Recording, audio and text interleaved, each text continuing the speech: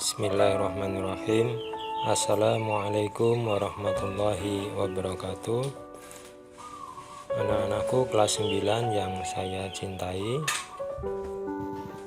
kali ini kita akan mempelajari bab optimis, ikhtiar, dan tawakal.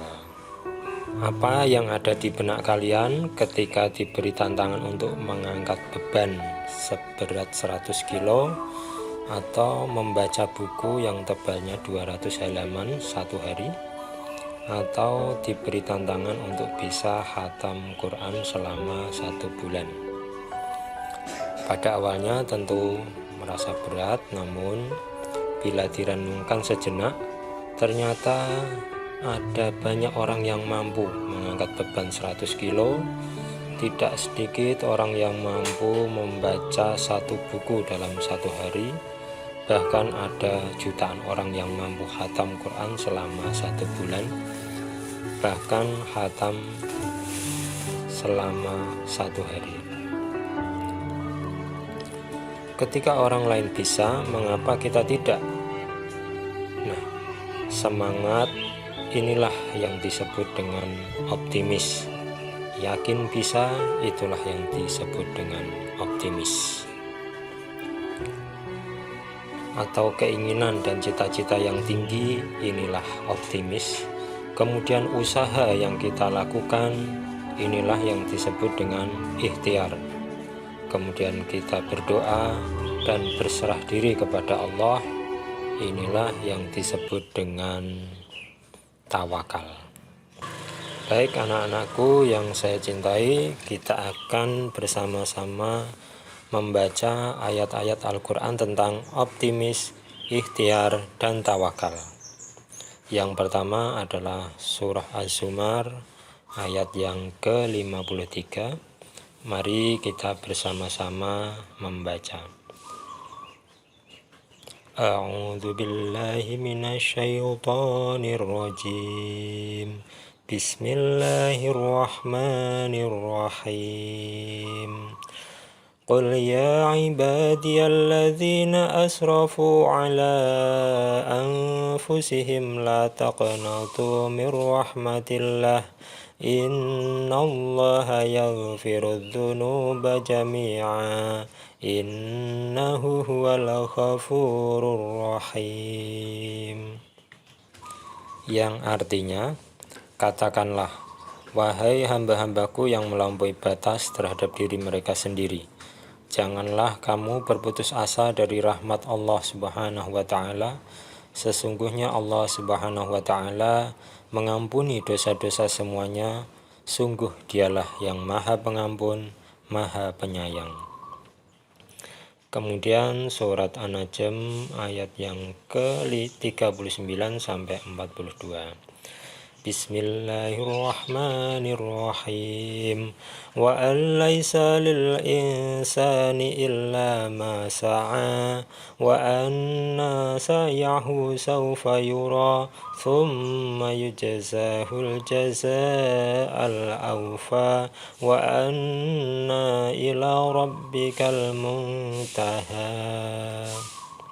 Yang artinya, dan bahwa manusia hanya memperoleh apa yang telah diusahakannya, dan sesungguhnya usahanya itu kelak akan diperlihatkan kepadanya, kemudian akan diberi balasan kepadanya dengan balasan yang paling sempurna, dan sesungguhnya kepada Tuhanmu lah kesudahannya segala sesuatu. Kemudian surah Ali Imran ayat yang ke-159. Bismillahirrahmanirrahim. Fabima rahmatin minallahi linta lahum walau kunta faddan khalidhal qalbi lam faddu min hawlik fa'fu anhum wastaghfir lahum wasyawirhum fil amri fa idza azamta fatawakkal 'ala Allah innallaha yuhibbul mutawakkilin. Yang artinya, maka berkat rahmat Allah engkau Muhammad berlaku lemah lembut terhadap mereka, Sekiranya engkau bersikap keras dan berhati kasar, tentulah mereka menjauhkan diri dari sekitarmu. Karena itu, maafkanlah mereka dan mohonkanlah ampunan untuk mereka, dan bermusyawarahlah dengan mereka dalam urusan itu. Kemudian apabila engkau telah membulatkan tekad, maka bertawakallah kepada Allah. Sungguh Allah Subhanahu wa Ta'ala mencintai orang yang bertawakal. Ini ayat yang berhubungan dengan optimis. Ini ayat yang berhubungan dengan ikhtiar, dan ini ayat yang berhubungan dengan tawakal. Itu tadi adalah ayat-ayat yang berhubungan dengan optimis, ikhtiar, dan tawakal. Sekarang kita akan mempelajari hukum bacaan qalqalah, ya. Qalqalah itu adalah bacaan yang memantul. Jadi qalqalah itu ada dibagi dua. Yang pertama qalqalah sugro atau qalqalah kecil. Yang kedua adalah qalqalah kubro atau qalqalah besar.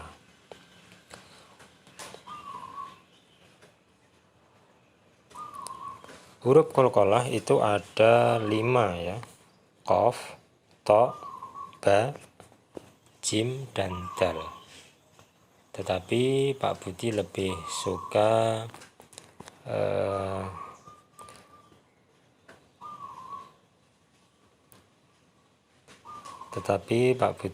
suka mengurutkannya dengan ba, jim, dal, ta, dan qaf. Disingkat baju di toko, ya. Untuk memudahkan mengingat-ingat, kita bisa menggunakan istilah baju di toko.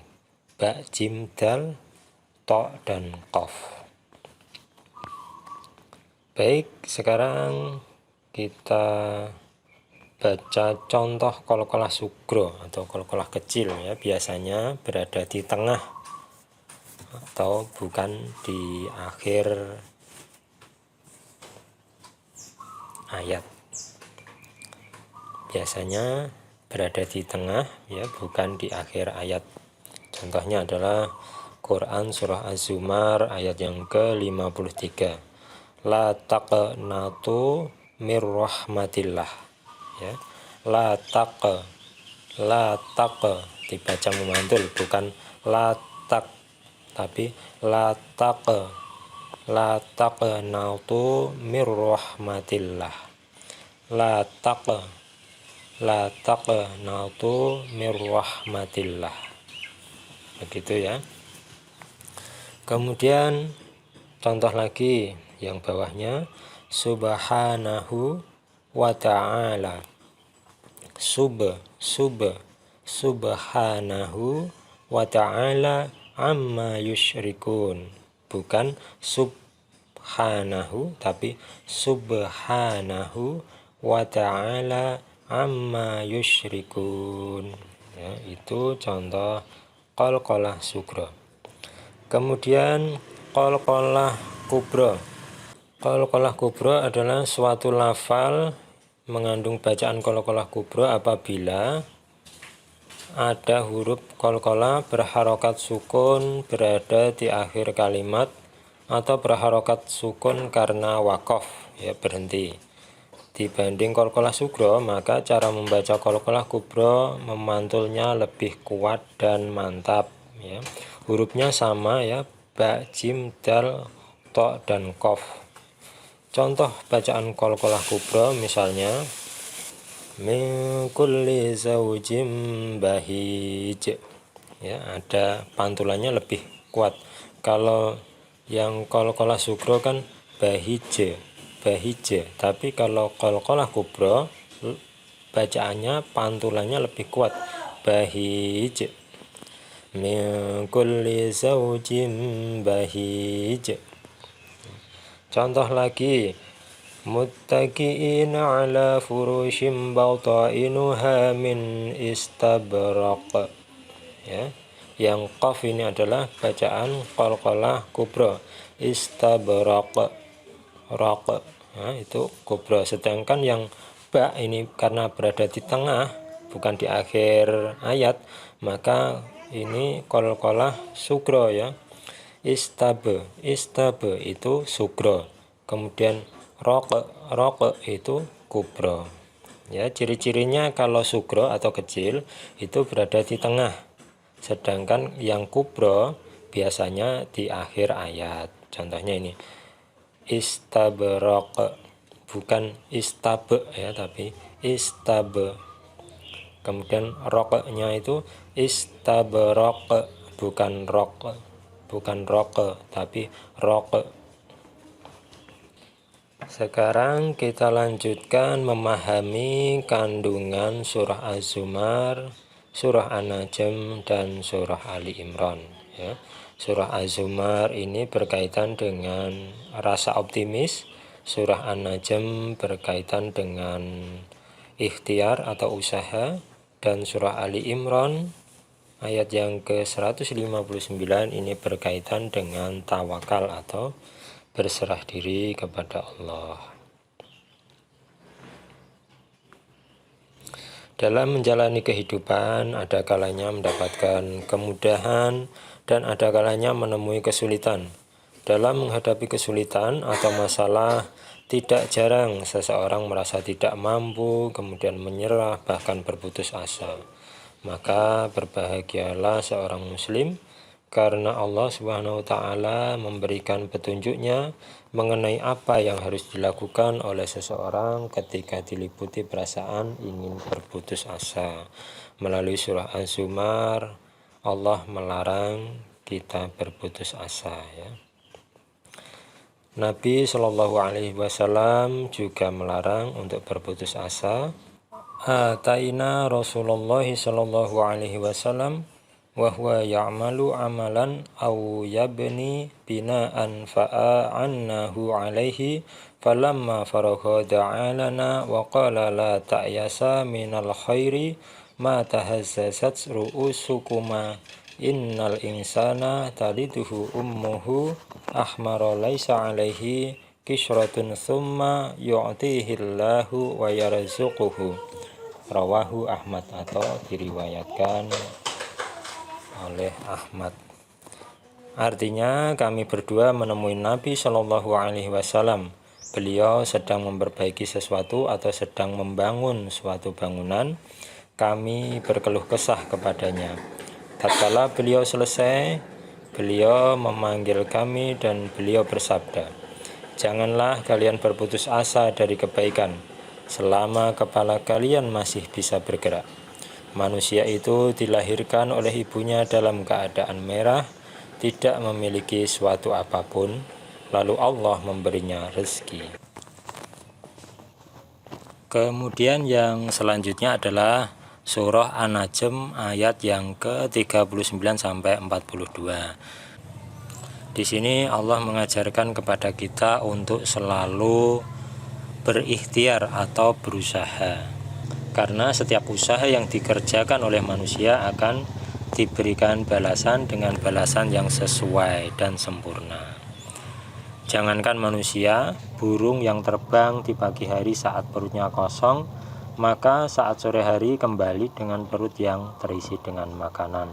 Itu adalah cara Allah memberikan contoh kepada kita bahwa bahkan burung pun yang mau berusaha di pagi hari, dia akan mendapatkan hasilnya. Itu adalah contoh ikhtiar atau usaha.